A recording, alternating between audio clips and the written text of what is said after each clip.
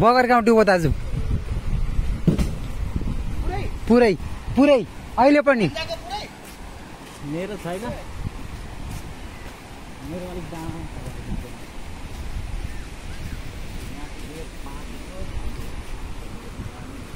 खोलाको अवस्था पाक टाढोबाट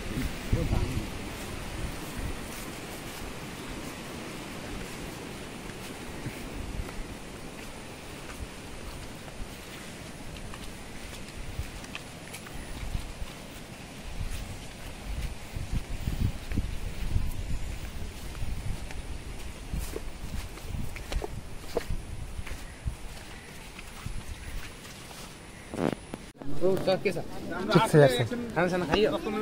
खाइयो धेरै घट्यो पानी त ए पकडेको माछा हो कि क्या हो त्यो माछाहरू आधी बाल्टिङ मारिसक्यो के भन्छ म पनि हाम फाल्नु कि पकड मेरो यसले फ्याक्दिन नै तिमीसँग धेरै पेतर कानमा चाहिँ पानी यत्रो उठाएर छिरे हिलोमा बसिरहेको थियो तेरो अङ्कलले माछा फ्याँक्थ्यो म त बाल्टिङ त्यो पुरै धोयो नि बिहान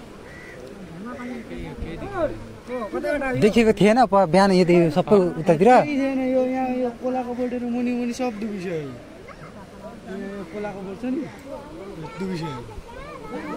परेको सन्तोष दाई होइन परेको ए होइन रहेछ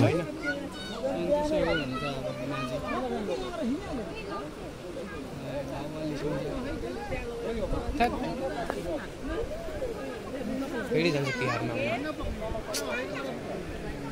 के गर्नु अनि बसिरहेको छु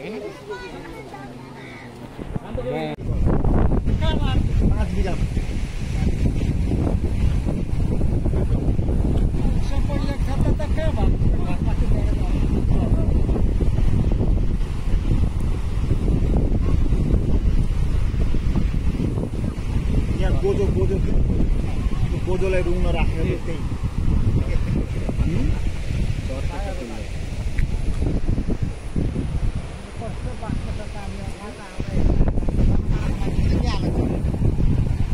अघि यो बाँधमा 1 फुट मात्रै बाँकी थियो यो पानी 1 फुट यो पानी मात्रै सबै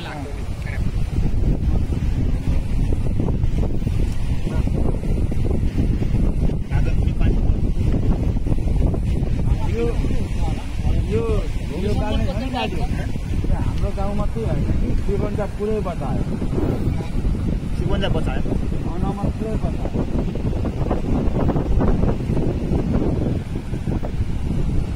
दाउरा त कति आयो कुनै दाउरा पक्रिनु सकेन बिचै बिचै गयो सानो सानो दाउरा धेरै काम गर्यो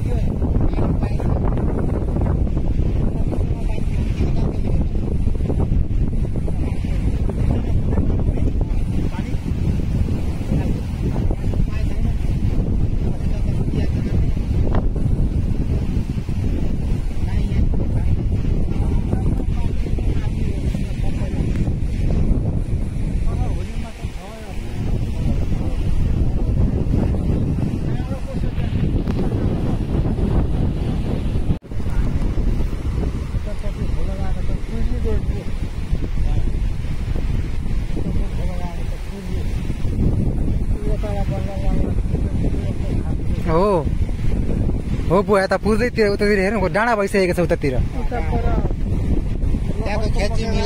मिलाइदियो मिलायो यत्रो काँस थियो सब काँस चाहिँ सुताइदिएको छ नि यो पानी बग्नेसम्म मकै खेती लगाइहाल्छन् है मकै त हुँदैन मकै हुनलाई 2-3 वर्ष राख्नै पर्छ होइन त्यो बलुवा मात्रै छ भने त हुन्छ नि त पाक माटोसम्म हुँदैन बलुवामा मात्र बलुवा मात्रै पाक र बलुवा हुन्छ